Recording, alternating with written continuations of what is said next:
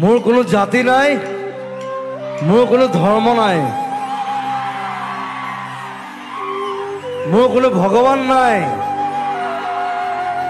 মই মুক্ত। ক্ষমা কৰিব জুবিন গাৰ্গ, কোনো ক্ষেত্ৰত আপুনি ৰাজনীতি বিচৰা নাছিল। ৰাজনীতিৰ কদৰ্য পথাৰখন আপুনি একেবাৰেই ভাল পোৱা নাছিল। কেৱল মানুহক ভাল পোৱা আপুনি আপোনাক লৈ পলিটিক্স নকৰিবৰ বাবেই কৈছিল দহাই দহাই। পিছে কি কৰিব জুবিন গাৰ্গ? জীৱশ্ৰেষ্ঠৰ বিশেষণৰে আখ্যায়িত জীৱকুলৰ একাংশ বৰ নিকৃষ্ট। নিজৰ স্বাৰ্থৰ হকে যিকোনো পৰ্যায়লৈ যাব পাৰে সেই শ্ৰেণীৰ জীৱ। আপোনাৰ অৱৰ্তমানত এতিয়া তেনে এখন যুঁজেই চলিছে। আপোনাৰ নাম লৈ ৰাজনীতি কৰাৰ যুঁজ। আপোনাৰ মানৱ ধৰ্মৰ পৰিৱৰ্তে আপোনাকেই হিন্দু মুছলমানৰ ৰং সনাৰ যুঁজ। আপোনাৰ নামত কংগ্ৰেছ বিজেপিৰ যুঁজ। বুধবাৰে দুপৰীয়া ভাগত ভাৰতীয় সংবিধানৰ নামত ধৰ্ম নিৰপেক্ষতাৰ শপত লৈ অসমৰ মুখ্যমন্ত্ৰী হোৱা ডক্টৰ হিমন্ত বিশ্ব শৰ্মাৰ ভাষ্য। যেতিয়া জুবিন গাৰ্গৰ মৃত্যু হ'ল, দুৰ্গা পূজা আহিলে। দুৰ্গা পূজাৰ সন্মুখত প্ৰতিটো হিন্দু পৰিয়ালে জুবিনৰ ফটো লগাই শ্ৰদ্ধাঞ্জলি দিছে। ৰাস আহিলে, ৰাসতো একে। লক্ষ্মী পূজা আহিলে, লক্ষ্মী পূজাতো একে। কিন্তু তেওঁলোকৰ ইস্তেমাবিলাক হৈ আছে, তাক তেওঁলোকে ধৰ্মসভা বুলি কয়। এখনো ইস্তেমা ধৰ্মসভাততো আমি জুবিন গাৰ্গৰ ফটো দেখা নাই। তাৰ মানে অসমীয়া মানুহে এটা কথা বুজি পাব লাগিব যে সন্দেহযুক্ত মানুহে জুবিনক জীয়াই নাৰাখে। জুবিনক অসমীয়াইহে জীয়াই ৰাখিব লাগিব।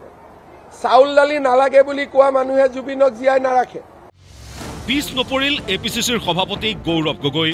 বুধবাৰেই নিশাৰ ভাগত কথা নাই বতৰা নাই গৌৰৱ গগৈয়ে সামাজিক মাধ্যমত অনাহুতভাৱে ৰাজনৈতিক প্ৰসংগত লিখিছে জয় জুবিন দা। চাওক গৌৰৱ গগৈৰ এই ফেচবুক পোষ্ট।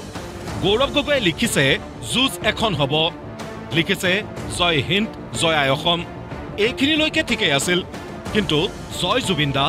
বিভিন্নজনে এতিয়া প্ৰতিক্ৰিয়া প্ৰকাশ কৰিছে গৌৰৱ গগৈৰ বাবেও ৰাজনৈতিক জখলাহে হৈছে নেকি জুবিন গাৰ্গ। অৱশ্যে AJP আৰু ৰাইজৰ দলৰ সভাপতি লুৰিণজ্যোতি গগৈ আৰু অখিল গগৈৰ বিৰোধিতা জুবিন গাৰ্গৰ ৰাজনীতিকৰণ আৰু ধৰ্মীয় মেৰুকৰণৰ।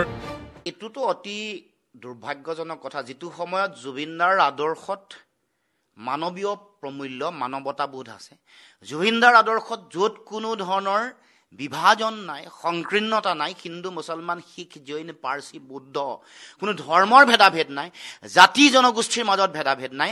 কেৱল মাত্ৰ মানুহৰ মানৱীয় প্ৰমূল্য আৰু যিটো মানৱীয় যিটো আবেদন, সেইটোৰ প্ৰতি যিটো দায়িত্ব তেওঁৰ গানবোৰে, তেওঁৰ কথাই, তেওঁৰ আদৰ্শৰ মাজত প্ৰতিফলিত হৈছে। গতিকে সেই গোটেই কথাটোৰ যোগেদি জুবিনদাৰ আদৰ্শৰ প্ৰতিও মুখ্যমন্ত্ৰীয়ে অপমান কৰিছে। মানে জুবিন গাৰ্গৰ মৃত্যুৰ পাছত আচলতে আমাৰ হিমন্ত বিশ্ব শৰ্মাৰ নটটো অলপ ঢিলা হৈ গৈছে। তেওঁৰ মগজুৰ নটটো, ব্ৰেইনৰ নটটো অলপ ঢিলা হৈ গৈছে।